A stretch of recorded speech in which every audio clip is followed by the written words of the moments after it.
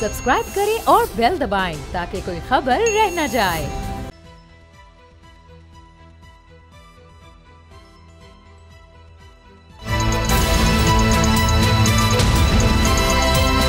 अब पता चला। अस्सलाम वालेकुम नाज़रीन, आप देख रहे हैं प्रोग्राम अब पता चला और मैं हूं सैयद मुज़म्मिल। नाज़रीन, पाकिस्तान की हालिया सियासी तहरीक में पार्लिमान के अलावा जो सियासत का महवर है वो अदालतें रही हैं, चाहे वो वज़ीर आज़म की नाअहली हो, इसके अलावा फ़ैसले वहाँ से आना, इलेक्शन की तारीख का अनाउंस होना, या मिलिट्री कोर्ट्स में सिविलियंस के मुकदमात को सुने जाने के हवाले से प्रोसीडिंग्स हों। सारा मीडिया और सारी पब्लिक अटेंशन कोर्ट्स की तरफ रही है और अदालतों के हवाले से कोई भी ऐसी शख्सियत पाकिस्तान में नहीं है जो उस शख्सियत से ज़्यादा रेलेवेंट हो जो हमारे साथ आज मौजूद हैं। मैं बात कर रहा हूँ, मुआविन ख़ुसूसी हैं वज़ीर आज़म के बराए एहतसाब, हमारे साथ इरफान कादिर साहब मौजूद हैं। सर अस्सलाम वालेकुम, कैसे हैं आप? जी वालेकुम सलाम। सर सबसे पहले तो मुझे ये बताइए कि रिसेंटली आपकी एक स्टेटमेंट पे बड़ा क्रिटिसिज्म भी हो रहा है कि स्टेट जो है वो आंसरेबल नहीं होती कोर्ट्स को। इसका कॉन्टेक्स्ट क्या है? क्योंकि जो लोग इसको गलत समझे हैं वो ये समझ रहे हैं कि आप कुछ ऐसा कहना चाह रहे हैं कि स्टेट जो है वो अंडरफॉल ही नहीं करती जुडिशरी के। देखें, वो मेरा जो स्टेटमेंट जो दिया जा रहा है वो उसको मुख्तसर करके दिया जा रहा है। अच्छा, मैंने ये कहा था कि अगर कोर्ट्स कॉन्स्टिट्यूशन को वायलेट करें या कॉन्स्टिट्यूशन की लेटर और स्पिरिट के अगेंस्ट डिसीजन दें, सही, तो फिर गवर्नमेंट जो है वो पाबंद नहीं है कि वो उस फैसले को माने, क्योंकि गवर्नमेंट के जो ओहदेदारान हैं जिसमें कि प्राइम मिनिस्टर भी है, जहाँ प्रेसिडेंट है, जहाँ पे फेडरल मिनिस्टर्स हैं, सही, और बाकी जो हमारी एग्जीक्यूटिव है या मसलन पार्लियामेंट में जो लोग बैठे हुए हैं, तो वो ज़रूरी नहीं है कि कोर्ट अगर एक तशरीह कर दे और वो तशरीह जो है वो कॉन्स्टिट्यूशन से इन कॉन्फ्लिक्ट हो, इन डेरोगेशन हो, सही, तो वो फिर उसको मानने से बिल्कुल न सिर्फ के इनकार कर सकते हैं बल्कि इनकार करना चाहिए as a matter of obligation. अच्छा, बिकॉज और एक जो मैंने स्टेट की बात की थी, स्टेट का कॉन्सेप्ट जो वो डिफाइंड है अंडर द कॉन्स्टिट्यूशन, और स्टेट में फेडरल गवर्नमेंट आती है, पार्लियामेंट आती है, प्रोविंशियल गवर्नमेंट्स आती हैं, प्रोविंशियल असम्बलीज आती हैं, और वो तमाम एजेंसीज़ आती हैं जो कि मुख्तलिफ़ किस्म के टैक्सेस वगैरह, फ़ीस वगैरह कलेक्ट कर सकते हैं। ये स्टेट की डेफिनेशन है। कोर्ट जो है और स्टेट जो है, that is the first and foremost duty of every citizen is he owes that duty to the state first and foremost. सही, after the state comes the constitution, and after the constitution comes the law, and after the law comes these judges who have taken oath to protect and preserve the constitution and the law। ये है सारा। मैं इस context में मैंने बात की थी। ठीक है। और आपके प्रेडिसेसर जो हैं वो शहजाद अकबर साहब रह चुके हैं और अभी वो मुल्क से बाहर हैं और बड़ा कंट्रोवर्शियल उनका टेन्योर रहा सारा, तो उनकी जो लेगेसी है आप क्या सोचते हैं इसके बारे में कि उनको एक तो वापस आने के हवाले से भी सवाल? मुझे तो एक ये जो लेगेसी का लफ्ज़ है ये समझ नहीं आता। अच्छा, कि हम लोगों की क्या लेगेसी होगी? हमें अगर कोई ओहदा मिल गया है तो उसमें हम क्या, हमारी लेगेसी है? सही, हम कोई मुग़ल एम्परर हैं, हम कोई वहाँ अलाउद्दीन खिलजी हैं या कोई इस तरह की कोई चीज़ है, सही, या कोई अशोक द ग्रेट है। We are not that kind of, उस कैटेगरी में हम नहीं आते कि हम अपने आप को महमूद गज़नवी समझना शुरू कर दें या कोई इस तरह का। बिल्कुल, लेकिन ये जो कॉन्सेप्ट गलत है। अब जहाँ तक उस बेचारे की लेगेसी का ताल्लुक है, इसको मैंने कंसल्टेंट अपॉइंट किया था। अच्छा, जब मैं प्रोसिक्यूटर जनरल था आज से 20 साल पहले, तो he was a young and budding lawyer, he had done his bar. मैंने इसको अपॉइंट किया था और इसकी जो बैकग्राउंड थी वो अच्छी थी, ठीक थी, सही, लेकिन इसका ओवरऑल एक्सपीरियंस जो था इन चीज़ों का इतना नहीं था। अच्छा, और नैब का जो एसेट रिकवरी जो जिसको हम कहते हैं आजकल, जी जी, कि जो पाकिस्तानीज़ जो हैं जिनके के एसेट ट्रेसिंग करनी पड़ती है, जिनके पैसे पाकिस्तान से बाहर हैं, सही, वो एक बहुत छोटा सा आम था नैब का। तो उसमें उस वक्त हमारे एक डिप्टी चेयरमैन हुआ करते थे, तो मैंने इसको उनके साथ अटैच कर दिया था। अच्छा, कि आप ज़रा ये भी देख लें। सही, उसके बाद उन्होंने वो काम ज़रूर देखा, समझा भी होगा, और इससे ज़्यादा उनकी वो फ़िलहाल वो अभी सीख रहे थे तो वो लेगेसी जो है वो इस वास्ते वो लफ्ज़ जो है वो बहुत बड़ा था, तो इसलिए मैंने वो इरफान साहब, इसके अलावा पाकिस्तान के अंदर जो एहतसाब का या करप्शन का वर्ड है, ये हमेशा सियासी जमातों को कट टू साइज़ करने के लिए भी इस्तेमाल हुआ है। अयूब साहब के टाइम से एंटी करप्शन ड्राइव्स चल रही हैं और उनका पर्पज़ सिर्फ और सिर्फ पॉलिटिकल रहा है। आपको लगता है कि ये जो पाकिस्तान के अंदर एहतसाब का नारा बहुत से सियासतदानों ने बुलंद किया, या फिर ऐसे अहदे हैं, नैब की अपनी परफॉर्मेंस देख लें आप, जिसको कहा जा रहा है कि अभी उसके पर काटे जा रहे हैं, 500 मिलियन से कम का केस नहीं ले सकता नैब, अमेंडमेंट लॉ भी पास हो गया है, तो एहतसाब के कॉन्सेप्ट से जुड़ा हुआ जो पॉलिटिकल मोटिवेशन वाले एजेंडाज होते हैं वो ख़राब नहीं करते इस प्रोसेस को सारा? ऑब्वियसली आप सही कह रहे हैं कि अगर ये करप्शन की बात करें और हर सक्सेसिव गवर्नमेंट जो पाकिस्तान में आई है वो हर प्रीवियस गवर्नमेंट को करप्ट करार देती थी और वो जस्टिफाई करती थी कि चूँकि पिछले करप्ट थे, हम सबसे ऑनेस्ट हैं और हम पावर में आ गए हैं। और ये जो मंत्र है ये चलता रहा। इस दौरान में मार्शल लॉज भी आए और जब भी कोई मार्शल लॉ गवर्नमेंट आई तो उन्होंने यही कहा कि जी पिछली गवर्नमेंट करप्ट थी, हमने टेक ओवर कर लिया। और फिर वो जो टेक ओवर है वो चैलेंज होता था अदालतों में, और अदालतें जो हैं वो ऑब्वियसली बेचारे अपनी नौकरियां बचाते थे, और नौकरियां बचाते हुए वो उनसे हमांग हो जाते थे फ़ौज से। लेकिन फ़ौज जो आपका कुछ लोग समझते हैं कि ये सारा कुछ इन आइसोलेशन कर रही थी, फ़ौज कभी इन आइसोलेशन नहीं करती। अच्छा। क्योंकि जब मुल्क में पॉलिटिकल डिवाइड होती है, जब क्योटिक सूरत हाल होती है, तो फ़ौज भी फिर बीच में अपना रोल प्ले करती है, वैक्यूम फिल करती है, ताकि वो जो एक क्योस पैदा हो जाता है, एक एनार्की पैदा हो जाती है, उसको रोकने की कोशिश करते हैं ताकि इन द मीन टाइम जो स्टेट है वो ब्रीथ कर सके। उसको एक किस्म का वो क्या कहते हैं ऑक्सीजन लगा दी जाती है। अच्छा। ताकि ऑक्सीजन के बाद अगर वो रिकवर कर जाए तो फिर उसको दोबारा जमहूरियत की पटरी पे डाल दिया जाए। एक टाइम ये प्रोसेस जो है ये चलता रहा है जी। और शुरू में फ़ौज आती थी, कोर्ट्स उसको ओके देते थे। एक स्टेज ऐसी भी आई पाकिस्तान की तारीख़ में, सियासी तारीख़ में, कि कोर्ट्स जो थे ये डैगर्स ड्रॉन थे विद द आर्म्ड फोर्सेस। बिल्कुल वो स्टेज आई।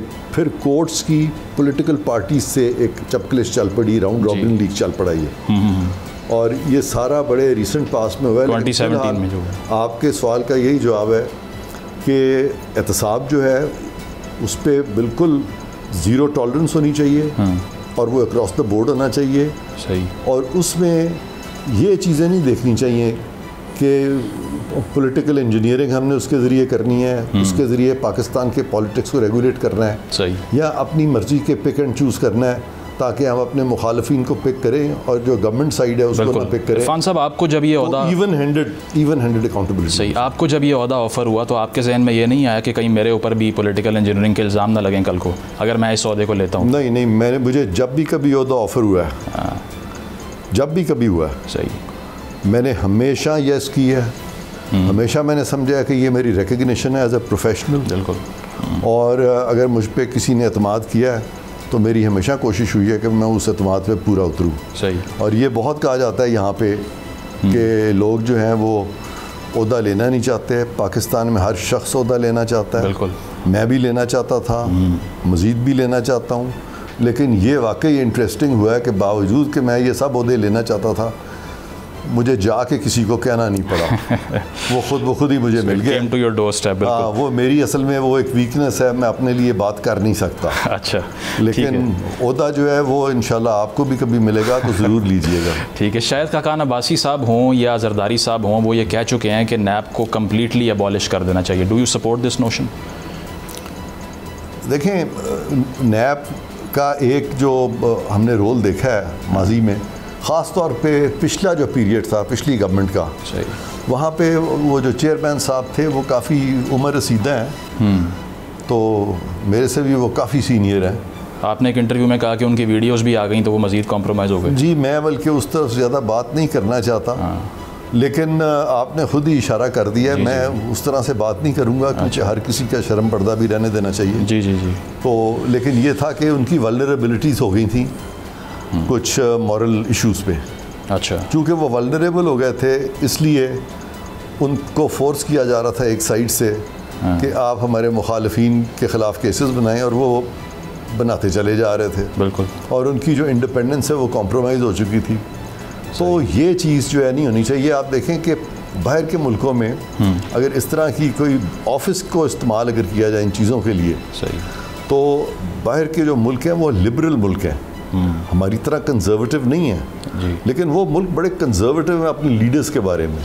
हम लोग जो है हम अपने लीडर्स के बारे में लिबरल हैं, लोगों के बारे में कंजर्वेटिव हैं। सो ये जो पाकिस्तान की जो एक डिफरेंस है हमारी अप्रोच का, तो हमें जो पब्लिक सर्वेंट्स हैं या जो हाई ऑफिशल्स हैं, उनका जो ऑफिस के अंदर कॉन्डक्ट है, office should never be used for their personal क्या कहते हैं प्रोपेंसिटीज। बिल्कुल सर, इसके अलावा जो चीफ जस्टिस साहब केस अभी सुन रहे हैं मिलिट्री कोर्ट्स के हवाले से कि सिविलियंस ट्राई नहीं होने चाहिए उसमें, तो उसमें एक पटिशनर साबिक चीफ जस्टिस जवाद अस ख्वाजा साहब भी हैं, जिनके हवाले से आपने ऑन रिकॉर्ड ये कहा कि चीफ जस्टिस नरम गोशा रखते हैं उनके लिए और उनकी पटिशन पढ़ने के काबिल भी नहीं है। तो कुछ लोग कह रहे हैं काफ़ी रेडिकल ओपिनियन है आपकी। ये मैं बता देता हूँ आपको कि नरम गोशा क्यों रखते हैं।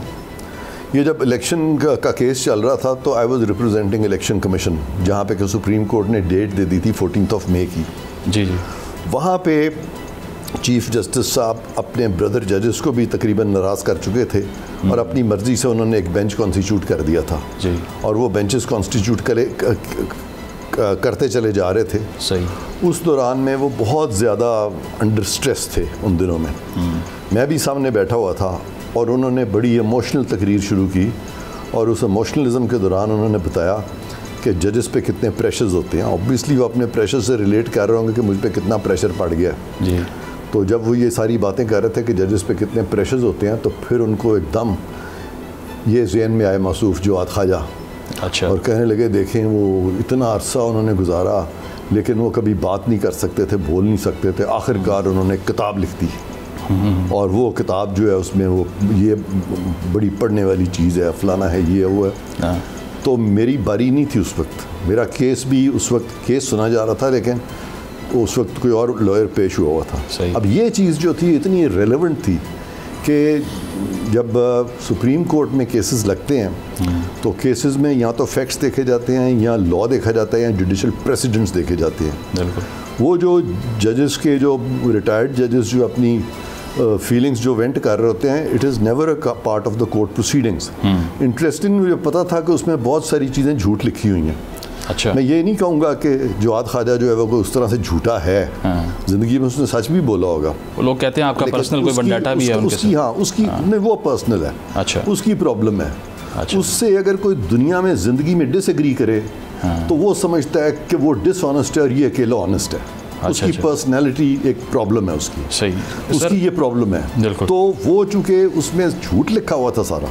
अच्छा, वो अपने पे इतनी तारीफ कर लेता है जवाद ख्वाजा कि फिर वो झूठ को सच समझना शुरू कर देता है। अच्छा। तो मुझे खड़ा होना पड़ा और चीफ जस्टिस को कहना पड़ा मुझे, मैंने बंदियाल साहब को कहा, मैंने कहा जी ये जो आप रेफ़र कर रहे हैं इसका लीगल लॉ से कोई ताल्लुक़ नहीं है और ये जो इसमें लिखा हुआ है ये झूठ है।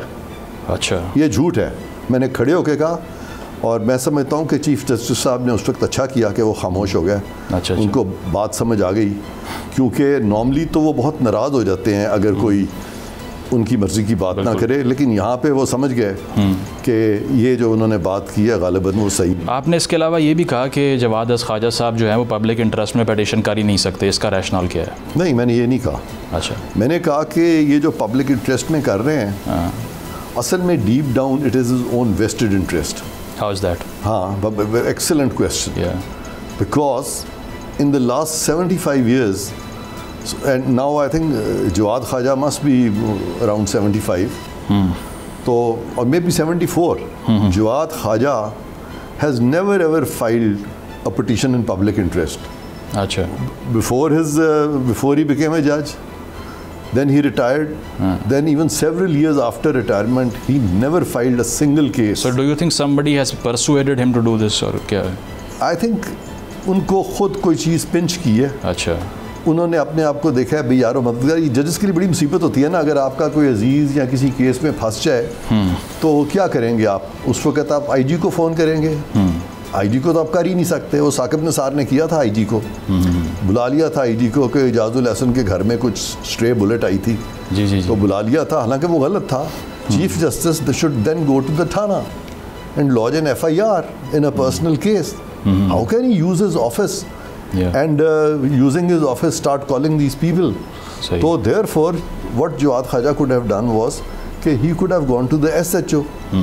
लेकिन वहाँ पे ये लोग अपने आप को ऑर्डिनरी सिटीजन तो समझते नहीं हैं, जाके वहाँ लाइन में तो लगते नहीं हैं जी. तो लिहाजा फिर ये कहते हैं कि ये बुनियादी हकूक़ का मामला और हम अदालत में चले गए. और वहाँ पे वो लोग वहाँ पे उनको स्पेशल ट्रीटमेंट मिलती है कि भाई he is an ex chief justice. इसीलिए इनके कोड ऑफ कॉन्डक्ट में आर्टिकल 6 में लिखा हुआ है कि जजेस जो हैं दे विल अवॉइड लिटिगेशन. अच्छा, ये क्लैरिटी के साथ लिखा हुआ. और ये लोग जो हैं बड़े हेफ्टी पेंशन्स ले रहे हैं.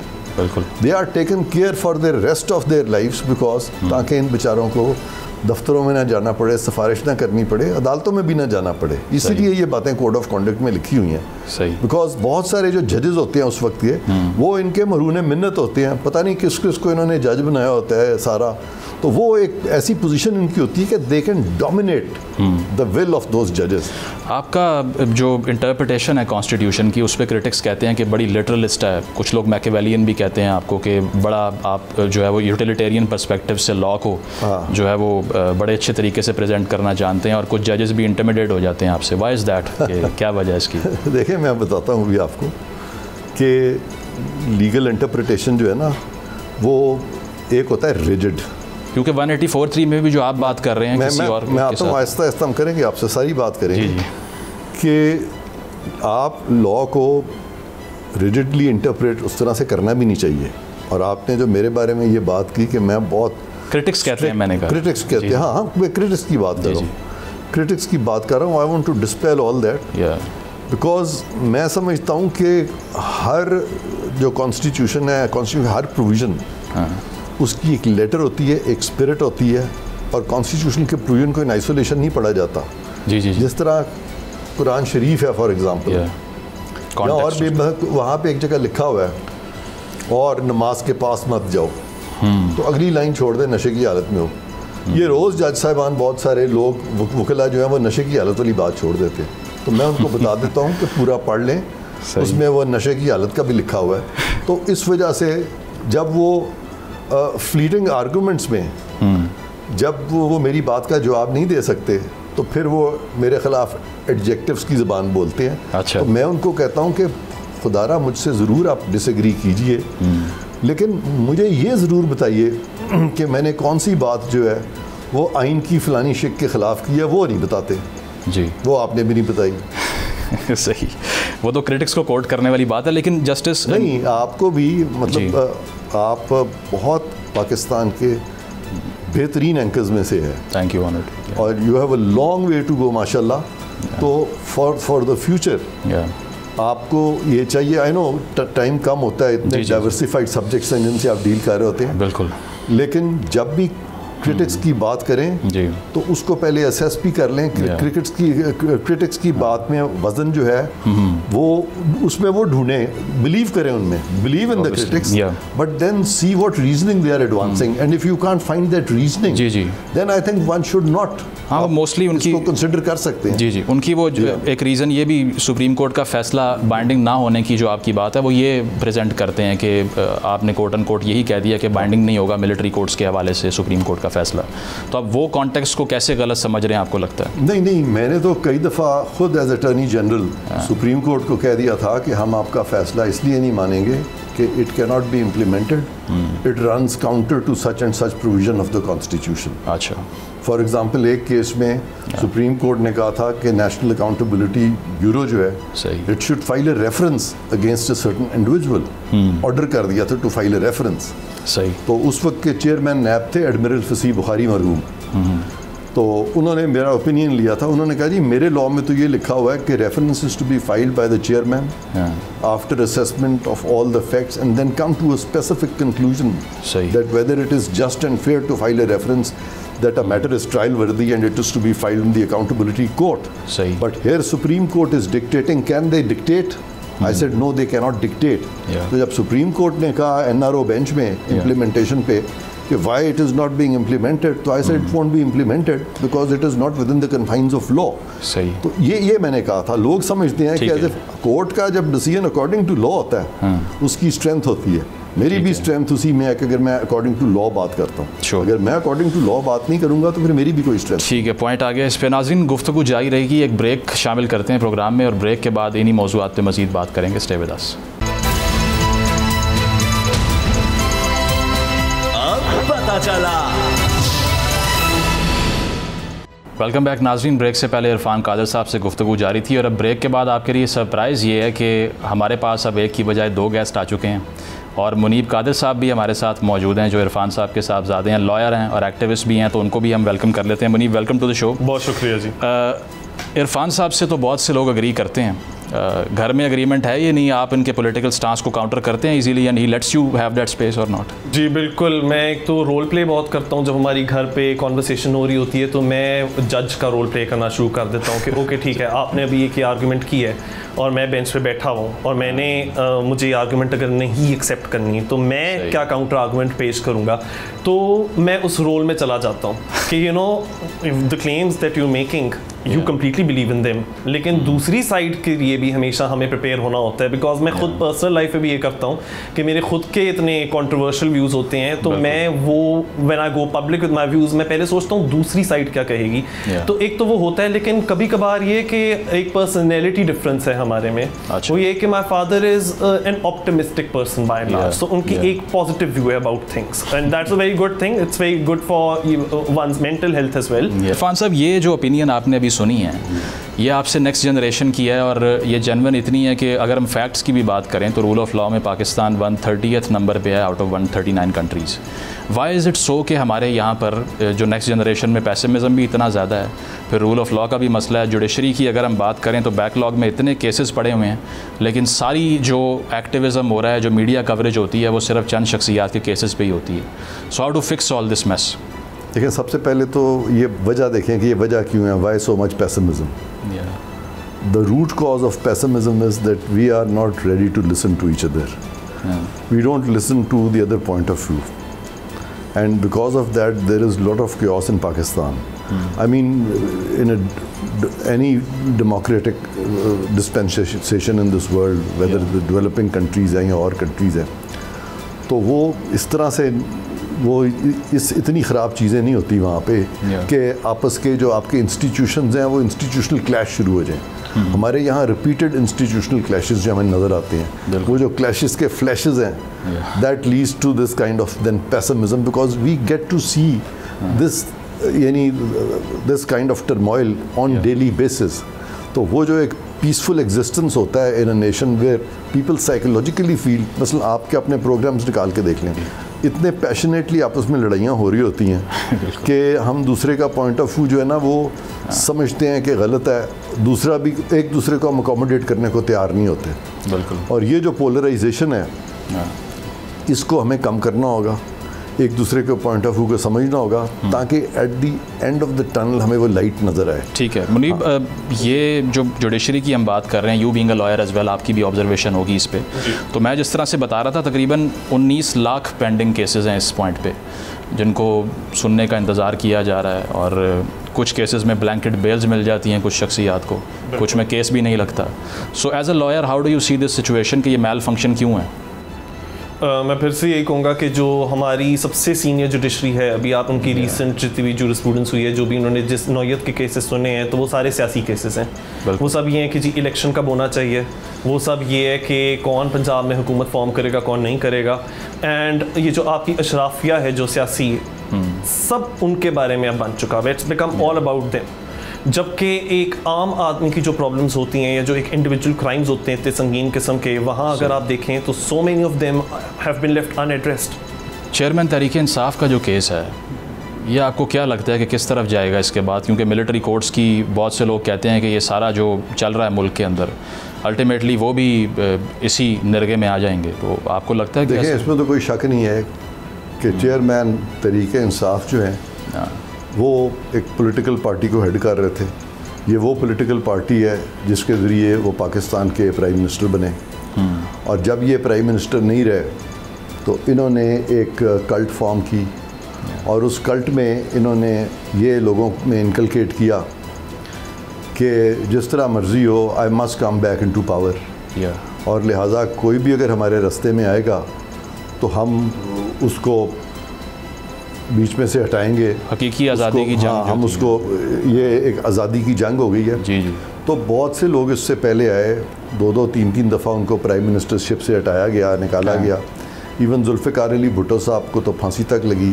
मोहतरमा बेनज़ीर भुट्टो जो हैं वो शहीद भी हुई।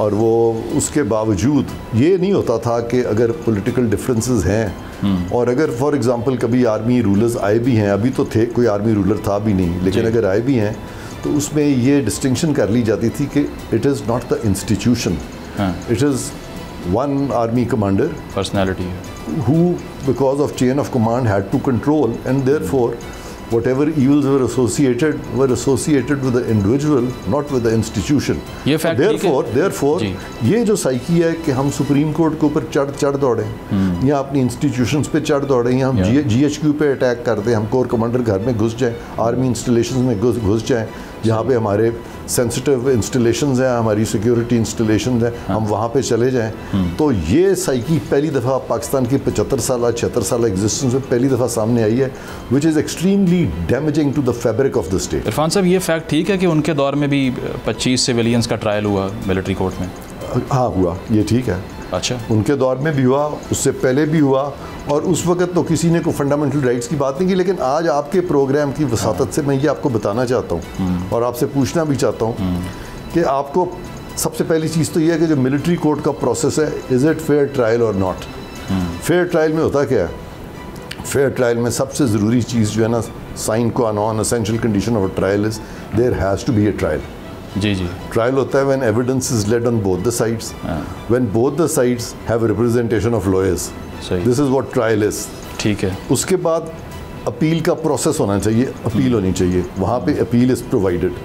अपील के बाद there is a third forum, that is the clemency petition to the president of Pakistan. अच्छा। सो ये 3 क्लियर कट फोरम्स हैं। अब सुप्रीम कोर्ट ने जो पिछले 10-15 सालों में फैसले किए हैं 184(3) में, जी जी, और थाउजेंड्स ऑफ लोगों को अपनी नौकरियों से, अपनी पोजीशन से हटा दिया गया है। बिल्कुल। Those people did not have a single trial, they were not party to the proceedings, they were not issued notice in those proceedings, then they did not have a right of appeal, then their review was to be filed by the lawyer जिन्होंने वो cases हरवा दिए। ये भी एक condition है वहाँ, मतलब रिव्यू जो था वो भी मीनिंगलेस नहीं था। और फिर जब लोगों ने रिव्यू फाइल किए तो इसी सुप्रीम कोर्ट ने कह दिया कि जी वो तो आप पार्टी नहीं थी, तो how can you file a review, तो these technical hurdles.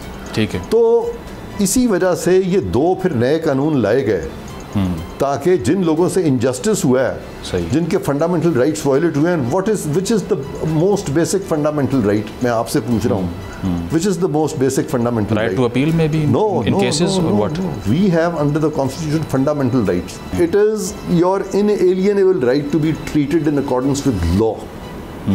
So once a court passes an order which is not in accordance with law, and they continue trampling those rights, so they have violated. हाँ, तो वो मैं बताना ये चाह रहा हूँ कि हमारे सुप्रीम कोर्ट ने जो पीछे 10-12 साल में फैसले किए हैं, that has impacted fundamental rights of thousands and thousands of people as compared to 29 persons जिनके बारे में एक भी फैसला ऐसा नहीं आया जहाँ कहा गया कि फंडामेंटल राइट्स वायलेट, एटलीस्ट उनको ट्रायल तो मिला। ठीक है। तो ये जो बेसिक चीज़ है, इसीलिए जुडिशरी की जो हालात हैं वो 130 नंबर है। ठीक है। इरफान साहब, अभी तौहीन पार्लियामान का जो बिल एक आया जिसके तहत जो है वो सज़ा भी थी तकरीबन 10 लाख रुपए की, गालिबन 1 करोड़ रुपए की तक की सज़ा थी, 6 महीने की इम्प्रिजनमेंट थी। इसकी क्या लॉजिक है कि हमने एक लेजिस्लेटर को इलेक्ट किया और वही हमारे खिलाफ कार्रवाई का हक रखता है? मेरा ख्याल है कि this is a reaction to तौहीन अदालत परहैप्स। अच्छा। उसकी वजह ये है कि ये जो तौहीन अदालत का जो एक कोर्ट के पास ये इख्तियार था, सही, इसको उन्होंने इतना बेदरेग इस्तेमाल किया है कि उसकी जो रियल स्पिरिट है दुनिया में कंटेम्प्ट ऑफ कोर्ट लॉ की, वो ये है कि the courts orders should be implemented, and anybody hindering that implementation should be dealt with sternly. सही। But when it comes to criticizing a judge, दुनिया में कोई भी डेवलप्ड नेशंस में वो कंटेम्प्ट नोटिस उनको नहीं देते, बल्कि वो सूट्स फाइल करते हैं फॉर डेफेमेशन दूसरी अदालतों। कॉलोनियल लॉ हुआ ये। दे डोंट बिकम जजेस in their own cause all over the world now. ये एक शिफ्ट आई है। सही। तो ऊपर से ये जो कंटेम्प्ट ऑफ कोर्ट का लॉ है, इंटरेस्टिंगली कभी ये ज़रूरत पड़ेगी तो आपसे प्रोग्राम भी करूँगा। There is no contempt law in Pakistan. ये जो जिसके नीचे ये नोटिस दे रहे हैं वो कोई ऐसा लॉ ही नहीं है। और कैसे स्टैंड करता है? मैं बता देता हूँ आपको। कंटेम्प्ट ऑफ कोर्ट ऑर्डिनेंस 2003 आजकल उसको फॉलो कर रहे हैं। सही। That law was repealed by another contempt of court ordinance of 2003. Then it was repealed by contempt of court ordinance 2004, and then it was again repealed. Then by an act of 2012, contempt of court act 2012 repealed all these laws. सब repeal कर दिए। उसको जब supreme court ने declare कर दिया कि that is unconstitutional, though it was not unconstitutional, but supreme court declared it to be unconstitutional. I am asking you the question that one supreme court declares a law to be unconstitutional, how can the previous law revive? Previous तो खत्म हो गया ना, फिर नई legislation आएगी ना। अगर एग्जिस्टिंग लॉ को आप स्ट्राइक डाउन कर दें तो फिर नई लेजिस्लेशन होगी ना। ये तो नहीं कि पुराना लॉ जो है जो वो इन्होंने उसको खुद ब खुद कह दिया कि वो लॉ है, वो भी गलत है। Government should take a stand because article 264 says कि law once repealed the repeal shall not revive anything not in force at the time of repeal. ठीक है। तो जब रिपील हो जाती है, है, तो फिर अर्लियर लॉ वापस नहीं आ सकता। क्विकली सर, मेरे पास टाइम शॉर्ट है। नवाज शरीफ साहब की वापसी, बेशक इतना रेलेवेंट सवाल ना हो आपके लिए, but do you have anything to tell us कि कब हो सकती है? हाँ, मेरा ख्याल है कि जल्दी होनी चाहिए।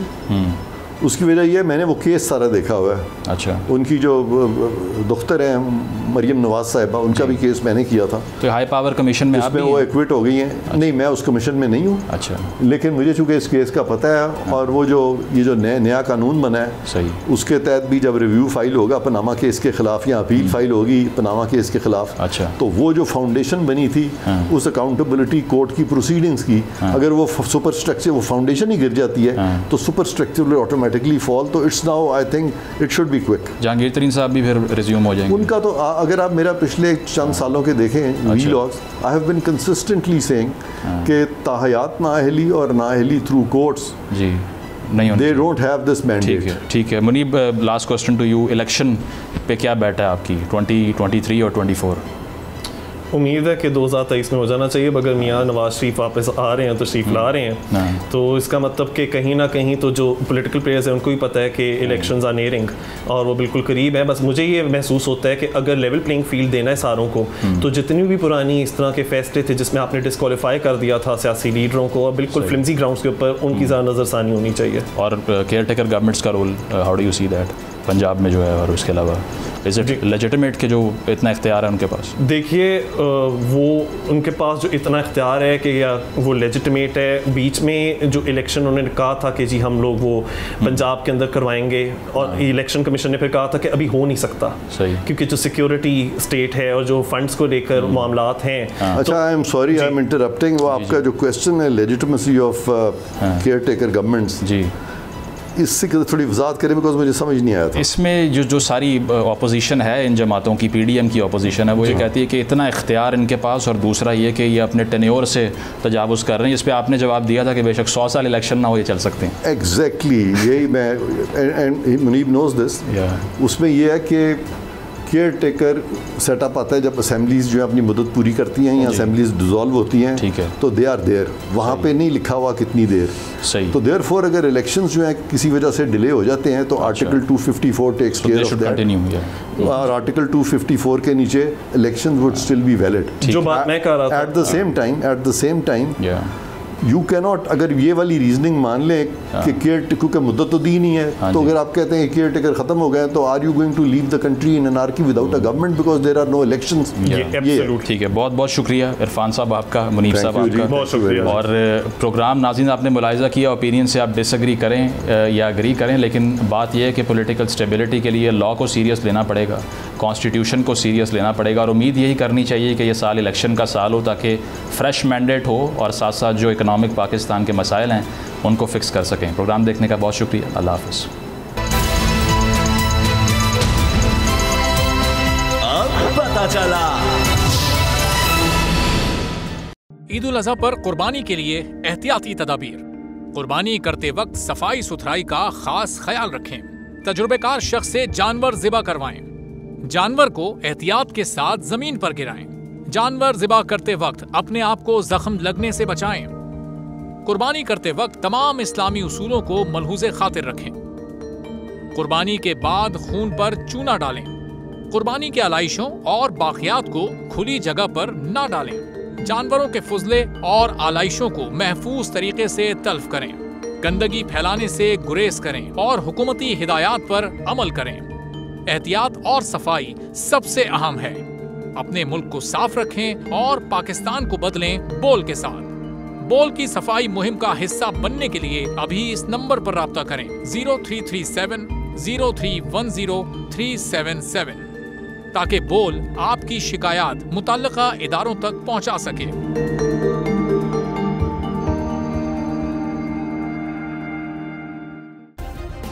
सब्सक्राइब करें और बेल दबाएं ताकि कोई खबर रह न जाए।